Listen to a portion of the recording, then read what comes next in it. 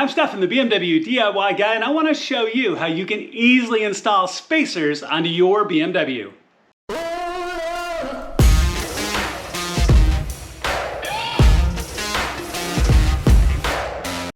All right, y'all, so let's talk about this project a little bit before we do it and the reasons why you would want to do a project like this. Now, wheel spacers, and these are the brand new ones from Kies Motorsports. I'm really excited to get these on the car.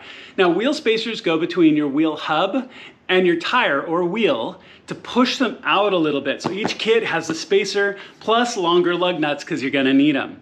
Okay, so this really is a stylistic choice though, depending on what you individually want to do on your car. So I have a whole array of these from Kies. We're gonna try all kinds of different sizes, but it really comes down to what you prefer as well. Some like to bring your wheels out a little bit, make them flush with the wheel wells. Some are going for a very, very aggressive look.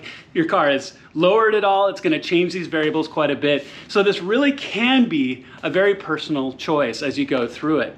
Now, really quickly, we're gonna get the car up in the air a ton today, up and down a ton, which means you're gonna be using a jack or jack stands. I'm gonna be using my quick jacks today, which I highly, highly recommend. But always be careful, and I'm always gonna say this. Any project video that I do where we put your car in the air, I'm always gonna say this. Don't bet your life on a 50-cent part in your jack, okay? Please don't do it. If you're using a jack, always use jack stands, be on a level surface. Don't bet your life on a 50-cent part that can and will fail at some point. Your car can come down, can damage your car. If you're underneath it in any way, that's a really, really bad day, okay? So, we have an entire range of sizes. We have everything from 10 millimeter through 20 millimeter spacers. And we're gonna go through the whole set of them. But the very first thing you wanna do is go ahead with your car on the ground, loosen up the lug nuts all the way around on all four tires, and then go ahead and get your car up in the air. So I'm gonna do that first, gonna loosen it up, get my wheels off, and then I'm gonna show you what it's like to get these installed. All right, y'all, really quickly, so just remember all the parts and tools that you need will be listed in the video description. I'm gonna use a breaker bar to loosen all of my lug nuts. I've got a Kies socket or a wheel lug socket, which is really nice because it's got this plastic which helps protect your wheels. Also, don't forget if you have a locking lug nut to have the key handy. When you swap into these new spacers, you're gonna be putting longer lug nuts in. So if you have a locking one like I do, I'm not gonna be able to use it anymore because it's not long enough. But that's okay in this case. So go ahead and loosen all of your lug nuts all the way around the car before, obviously don't take them all the way out. And then go ahead and put your car in the air. This could be a great opportunity to clean your wheels too in places you can't normally reach. So just something to think about while we do this. So go ahead and loosen everything up, get your car up in the air, and get all four wheels off. Okay, so now that the wheel's off, there's something I actually like to do while I'm here, just to make sure that my install goes really, really well. You can actually see where my wheel's been sitting from the dirt and grime and everything else like that. So this is a good opportunity to clean this up. You might want to clean your caliper too. I usually use this opportunity to wipe it down. But if you notice that these fingers or the ring here on the inside can often get a little rusty. And where I am, we don't use salt on the road, so this isn't too bad, but especially if you're on like in the east coast of the US or similar, where they put down salt or chemicals, this can be really rusty. So when you put on your spacer, it's gonna go onto that ring. You can see even with mine, now I could force it on and it's flush now, right?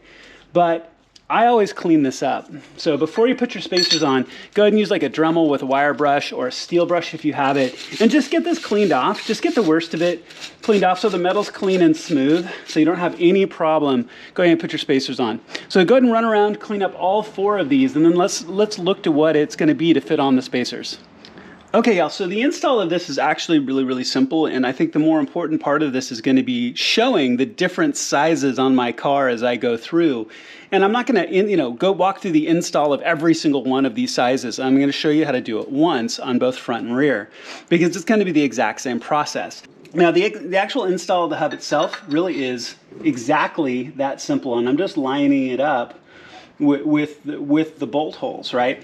Now in my case, I want to bring my wheels out a little bit to make the front and rears kind of flush with the edge of the wheel well, kind of fill that space a little bit. I'm on OEM wheels and OEM suspension. Both those things will radically change on what you need to do here. If you have a square wheel setup, that means your wheels are the same size as in like 18, 19, 20, but they're also the same width all the way around. In my M2, I have a staggered setup. I have 19-inch OEM wheels, but the fronts are not as wide as the rears. The rears are wider. So that's going to change what size spacers I use to bring those wheels out, right? Because they're different widths. So in my case, I'm going to end up with two different size spacers, front and rear, where if you have a square setup, you might have the same size spacers all the way around, depending on what your goals are, right? So the install itself really is that simple. Now all we need to do is fit the wheel back on and put the provided bolts, which is really important because as I go through these different sizes, each size has a provided bolt. All right, so go ahead and just buck your wheel back up into place. And like I said, it's really a lot nicer to do this when your wheels are clean. Just line it up. Go ahead and get one of your bolts in. And then I'm just going to use my impact wrench to snug these down for now. I'm not torquing these down. There we go. So I'm not going to torque these down, obviously, right now because I'm going to be taking them on and off quite a bit. But what I do want is I want them tight enough that they're not going to sag or have any problem with me as I put these on. So go ahead and always use a star pattern, 1, 2, 3, 4, 5. I'm also going to clean up a little bit of my residue in here to make sure that it's cleaner as I go through. But go ahead and put all 4 of your wheels on and you can already see the space that it's already out. And so this is going to be the 10 millimeter. Now I'm going to use the most conservative. I have a 10, 12, 15, 18, and 20 millimeter spacers. Now I'm going to start with 10s in the front and 12s in the rear to start with the most conservative set that I have. And then I'm probably going to throw on the 20s just for fun on back to show you what those look like. All right, so here we are at the rear, and just make sure your spacers lined up. And this is where cleaning off that intersection is really important. I think if I hadn't, this wouldn't have fit on, because even then, it was a little tight to get on with the corrosion that was on the inner hub right there. So, especially, like I said, if you live in a place where you get salt on the roads a lot or the like, this could be a real serious problem for you. So make sure to get that cleaned off really well, okay? So I do my best to try to line it up as I bring the wheel up. And then, if it doesn't match just exactly quite right, just get it worked around until your bolts line up. And I've obviously missed. I've missed really big on this one, which is okay. But I'm just gonna straighten it back out. I'm gonna straighten my spacer back out because obviously I twisted a little bit. And then go ahead and just get your wheel up into place, put both rears on if you haven't already, and then let's set it on the ground and measure to see how these actually fit. So the car's on the ground, as you can see, and I'm doing my best to look right down the wheel well. So looking straight vertically down the edge of the hood line right here, all the way down to the tire. So now you can see there definitely is a little bit more pronounced poke here at the front. You've got in this lower edge where your front bumper curves away. Here on my M2, right? And every car is going to be different. But where my front bumper curves away, you definitely see a little bit more exposed tire there. But as you come up through the arc, you can see it retracts back and you're pretty much right at the edge. I think I've got a very, very slight amount of extra where this edge is slightly further. I mean, it could be as much as only a millimeter or so. Now, when you look here in the back, you can see there's quite a bit of change now. So now you can see that the arc of tire is actually out beyond the edge of the wheel well. There's the flare of the tire here. Now, the tread is still within the wheel well, but the sloped wall of the tire itself actually sticks out beyond the edge. So you can definitely see a little bit more exposed tire here on the front edge. And as we come around and look, you can see it from the back as well. It sticks out a little bit more, of course, and you can see a little bit more exposed tire. So in my case, I think the 10s in the front may be perfect. I certainly wouldn't go bigger than the 12s in the rear.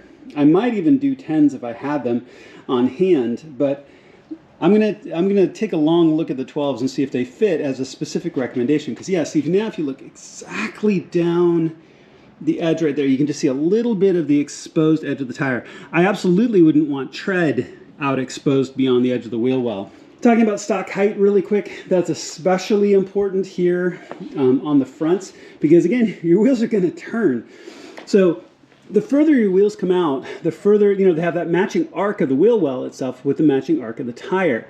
So the further you come out, you could get to the point that as you turn, you could potentially rub up against your fender or your fender liner, right? So this is something you have to be really careful with to make sure that you're not rubbing.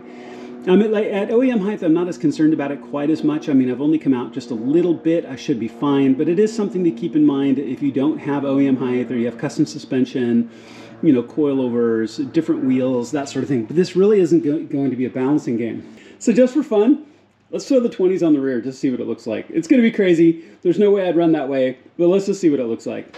So here's the 12. Here's the 20. I mean, that is just a huge change, just massive. So, and this is, like I said, with the 20mm, with the longer bolts, of course. But for me, I'm going to go back to the 12, so I think I'm going to stick with 10 and 12 here as an application on my M2C. Your car is going to be different wheels, different suspension, different model, different wheel wells for that matter, as you can tell, because the M2C has such aggressive wheel wells that cut back so significantly. Okay, y'all, so one of the very last things you're going to want to do is go ahead and torque down all your lug nuts. Now, most of the F series is an update from some of the previous advice. It's now 104 foot-pounds or 140 Newton meters. So I went ahead and invested in a good wrench, but you always do it in a star pattern, so go ahead and get set up. There we go. And then work your way across. So you start on one side, go diagonally across, across, and across. And go ahead and set them all the way around. Okay, so go ahead and go all the way around and tighten down all of your lug nuts. All right, go ahead and clean up, put your tools away. And as you can tell, this really isn't a hard install. It takes only a few simple tools. And really, it's about the same amount of effort as you would changing a tire.